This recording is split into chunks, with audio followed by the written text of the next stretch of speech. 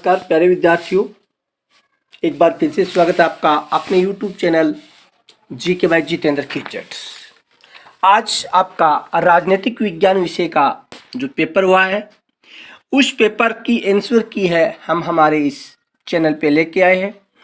आज का पेपर है वो सभी बच्चों का अच्छे से गया होगा, आशा करते हैं आप अच्छे अंक प्राप्त करेंगे।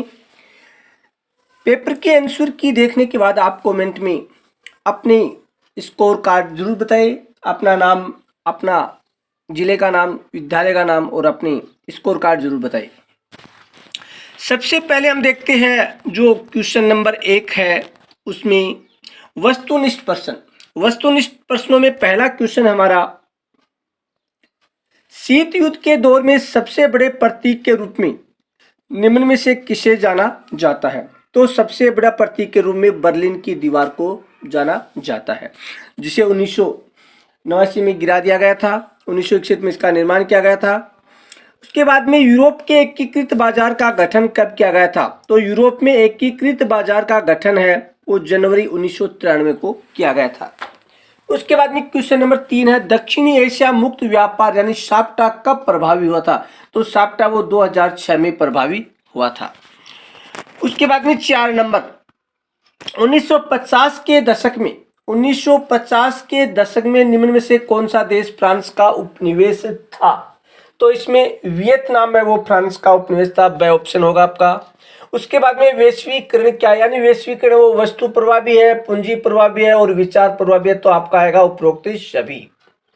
उसके बाद में आपका 6 नंबर है, वैश्वीकरण में सर्वाधिक महत्वपूर्ण योगदान है वो संचार व प्रौद्योगिकी का है, संचार और प्रौद्योगिकी का। उसके बाद में आंध्र प्रदेश राज्य कब अस्तित्व में था? तो 1952 में आया था।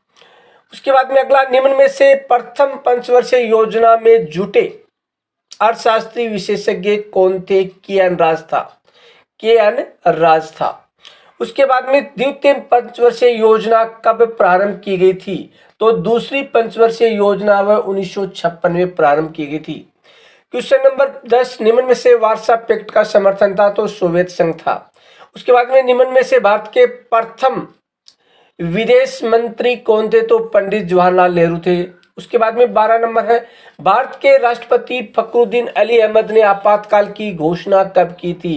यानी भारत में आपातकाल की घोषणा कब की गई थी? 25 जून 1975। भारत में संपूर्ण क्रांति के प्रतिपादक थे जयप्रकाश नारायण थे।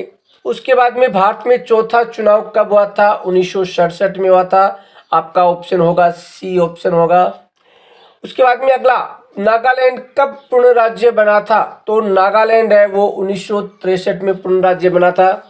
उसके बाद में 1979 से 1985 के मध्य असम में किस देश के घुसपैठियों के विरुद्ध आंदोलन चला था? तो बांग्लादेश घुसपैठियों के विरुद्ध चला था। उसके बाद में 17 नंबर, 1989 में बनी राष्ट्रीय मोर्चा सरकार का नेतृत्व किसने किया था? तो वीपी सिंह ने किया था। बामसेप का गठन 1978 में किया गया था। उसके बाद में रिक्त स्थानों की पूर्ति कीजिए। समाजवादी सोवियत गणराज्य है, यानी समाजवादी सोवियत गणराज्य 1917 की साम्यवादी क्रांति, कौन सी क्रांति हुई थी? साम्यवादी क्रांति के बाद में अस्तित्व में आया था। 2 नंबर, 1960 में विश्व बैंक की मदद से भारत और पाकिस्तान में सिंधु नदी जल समझौता है वो किया गया था। 1991 के अटलांटिक चार्टर पर रूजवेल्ट तथा चर्चिल ने हस्ताक्षर किए थे। 4 नंबर है, नव उदारवादी वैश्वीकरण के विरोध में एक विश्वव्यापी मंच है, तो WSF विश्व सामाजिक मंच। योजना आयोग की स्थापना 1950 में की गई थी। 6 नंबर खाली स्थान है, वे संविधान संशोधन द्वारा, यानी 42वें संविधान संशोधन द्वारा, इसमें क्या होगा? 42वां संविधान संशोधन।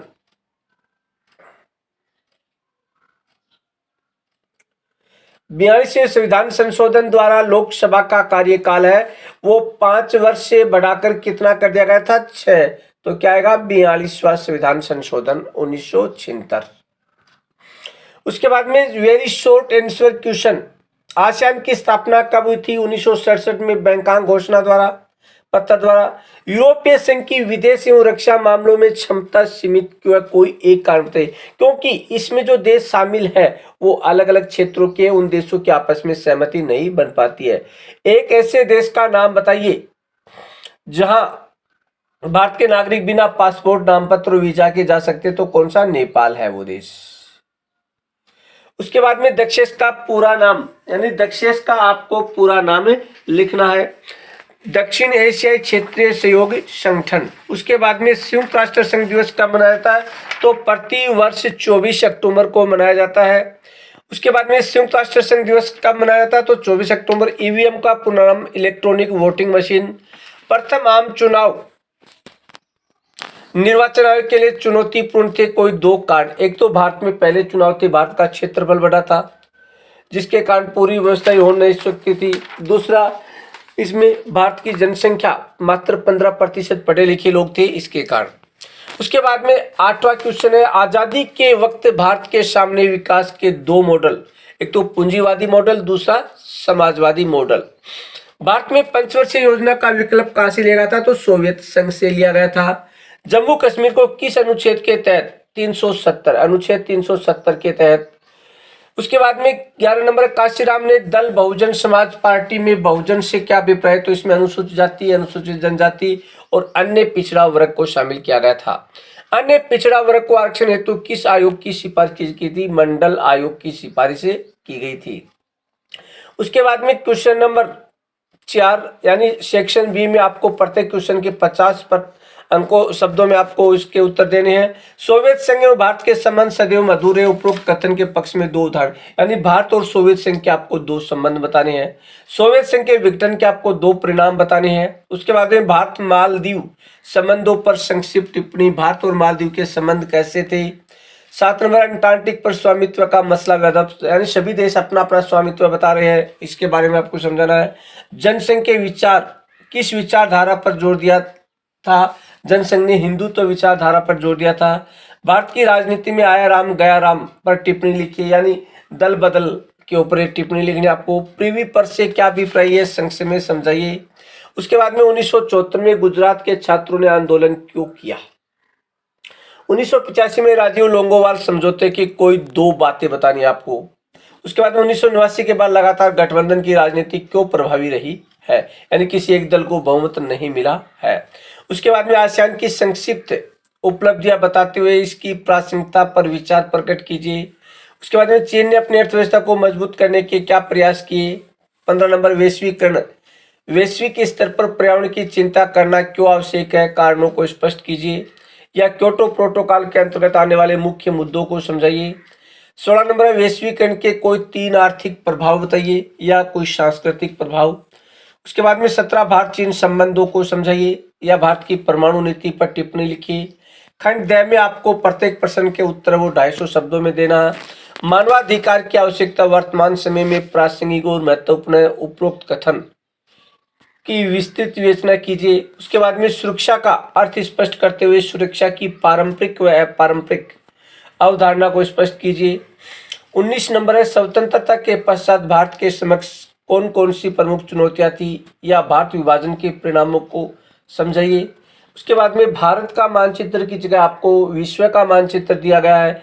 इसमें भारत, जापान, फ्रांस, म्यांमार, चीन, ऑस्ट्रेलिया, नॉर्वे, जर्मनी, इनमें से आपको भरना।